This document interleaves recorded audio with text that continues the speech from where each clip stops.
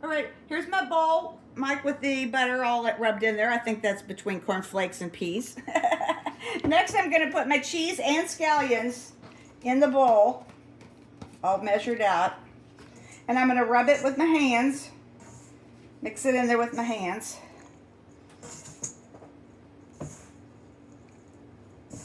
I considered making the same biscuits I made the other night, but trying to try them out with butter. I made them with Crisco last time, and I was thinking I'd make them with butter, and then another time with lard. But I found this recipe, and I thought, oh, sounds good. So here you go. That's what I'm making. Okay, so this is nicely mixed up, I believe. Now, next I'm going to mix in my half a cup of milk and my small egg that I beat in there. Okay, there's that.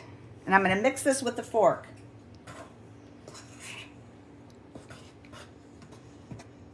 My preferred way of doing it normally anyway. Okay. That's a wet dough. Much wetter than biscuits, that's for darn sure. Very different. We'll see. Okay. I think I don't want to overmix it. Let's see what old Dory says to do here. Mike, let me pause it. Okay, here's a little cutting board. I'm just going to it's already dirty, so I'm going to just use this as a surface to do my biscuits. Well, I'm sorry, scones. My scones, they are wet. This is interesting. So, let me scrape every bit out. I'm a scraper to the max. Okay, good enough. Now I'm going to push this little glob of scone dough into about a 1-inch high rectangle or something. We'll see. Let me flour my hands a little bit.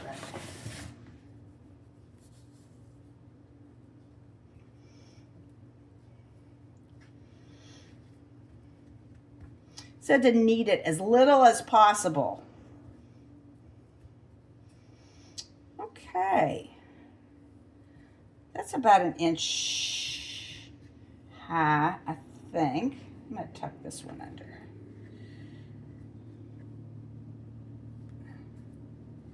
All right, now I'm supposed to be making, I forget what it said.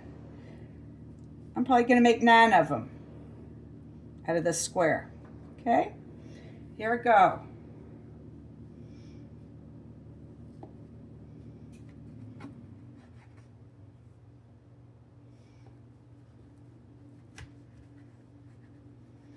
Okay, I'm just going to turn this around.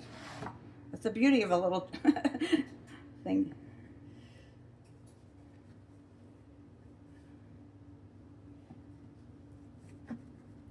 Okay, and I'm going to place a mic over here on this quarter sheet pan with a little bit of parchment on it. Yep.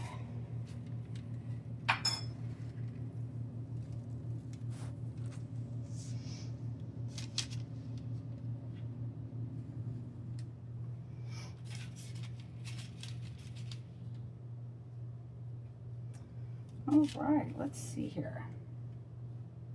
This is kind of a misshapen. Put that guy in the middle. He's the littlest. He's the biggest. All right, let me look at my recipe real quick before it's going to go on a 400 degree, and I put it on convection. I read that that's good for biscuits. So, because for the first time I have convection in my new oven I got around Christmas. And it just says I can brush the top with a little milk if I want. Well, I don't have any more milk out. We'll see you in 1 second. Okay, I got some milk out, and I'm going to just brush a little bit on each of these scones. Cheese and scallion scones, is that what she called them? Okay. And I put all the green onions in it. She said you could put the green onions, but what I'm going to put on the top, I kind of tasted the dough a little. So what I'm going to put on the top is just a tiny bit of Maldon salt. Just a sprinkling on each one. It didn't taste super duper salty.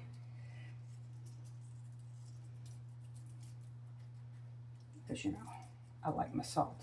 Okay, that was a tiny bit.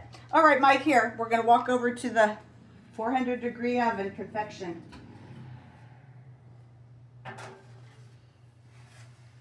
Okay. It said 20 minutes. I'm going to flip them around in 12 minutes. We'll be back.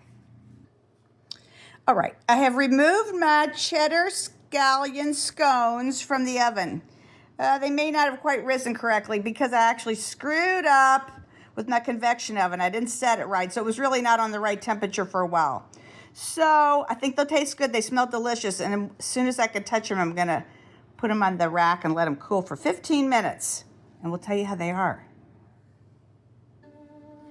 Here's our dinner tonight. The leftover kielbasa, the cheese tortellini, kielbasa, kale, and cannellini bean soup. There's our cheddar scallion scones. There's Mike, and there is Mike. And he's gonna taste his scone. Taste your scone. Tell me what you think. Might not have risen up quite exactly this. Is it good? Mm-hmm. Okay, good. Well, we know we like the soup. We had it the other night. Mm. And I'll give this a taste and tell you what I think. Hold on. Surprisingly good. Yeah. Oh, yeah, surprisingly good. Yeah, the scone was good. All right. Mm-hmm. Great. I'll be right back. Okay, here's my scone. I'm just trying it for the first time.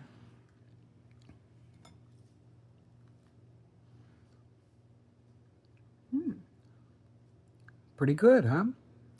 I gotta have a little taste.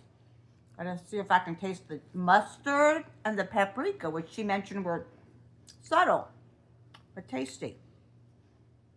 It's nice and crunchy on the edges, and that's probably, well, it wasn't really in the convection until the last 5 minutes.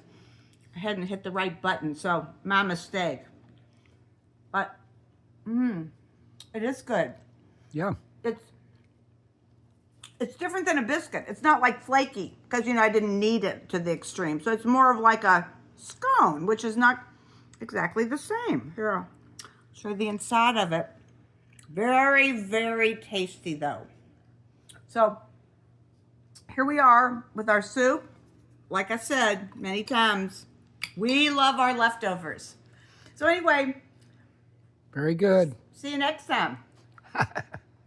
I'm back for one more summation and something I wanted to remember to say.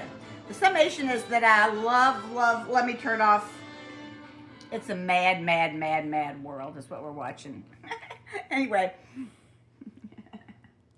if anybody's seen that, not seen it, check it out. Anyway, these scones are really good. We're really enjoying them. And I decided to say, you know, the reason they're not flaky is one, I didn't do all that folding and stacking, and they're really kind of I guess a scone is really more of a crust between a biscuit and a muffin.